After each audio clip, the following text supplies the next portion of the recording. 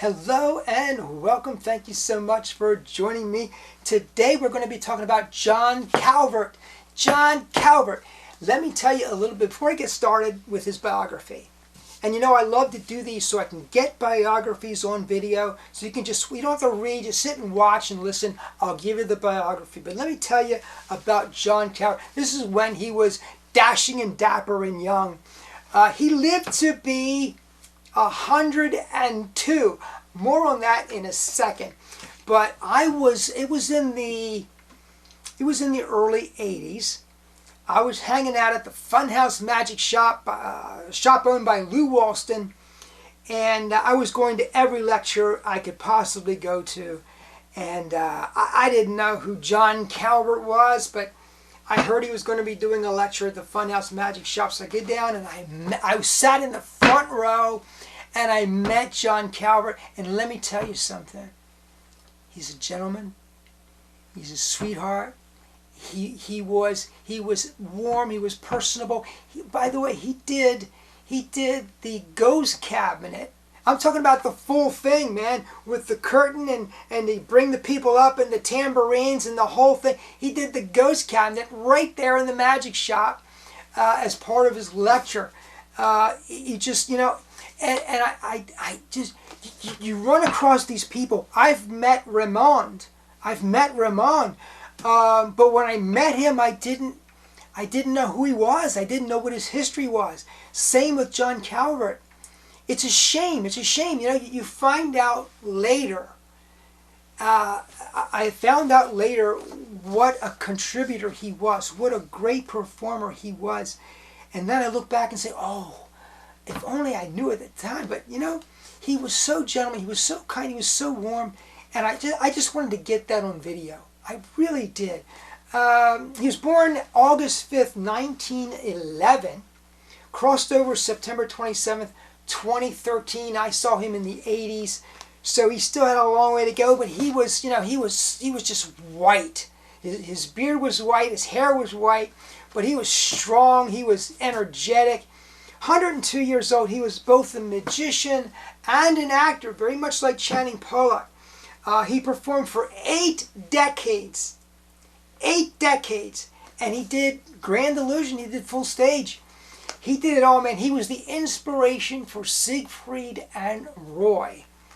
Bess Houdini said that he was second only to Harry Houdini in playing the part of a magician. See that, can't you? You know, George Gobel used to say, I don't want there to be any ambiguity. When people see me, I want them to say magician.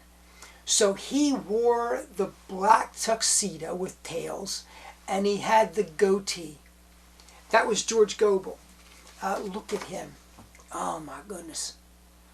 Talk about dapper, right? I mean, look at the way he walks out on stage. He doesn't do anything, right? He walks out on stage, but that's what you see. What do you think, man? You're impressed, I'm telling you. He was tall. He was debonair.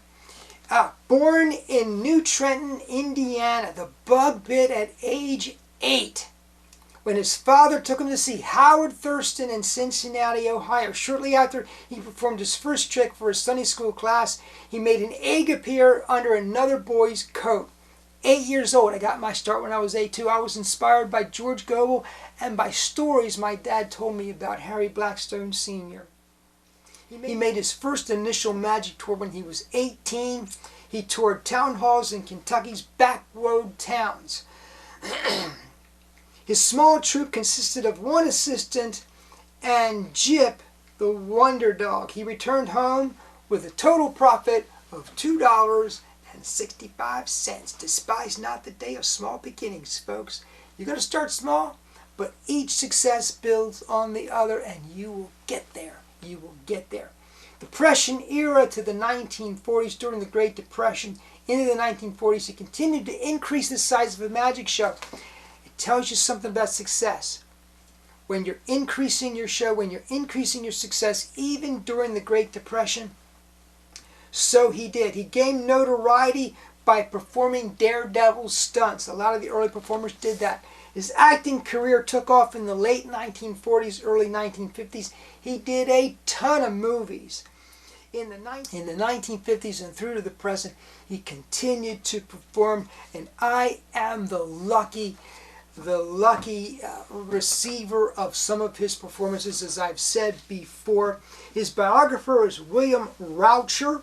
The biography, I believe, is John Calvert, Magic and Adventures Around the World. It's a hardcover book published January 1st, 1987. I have a list of his films. I'm going to put it down below. You can take a look if you want to.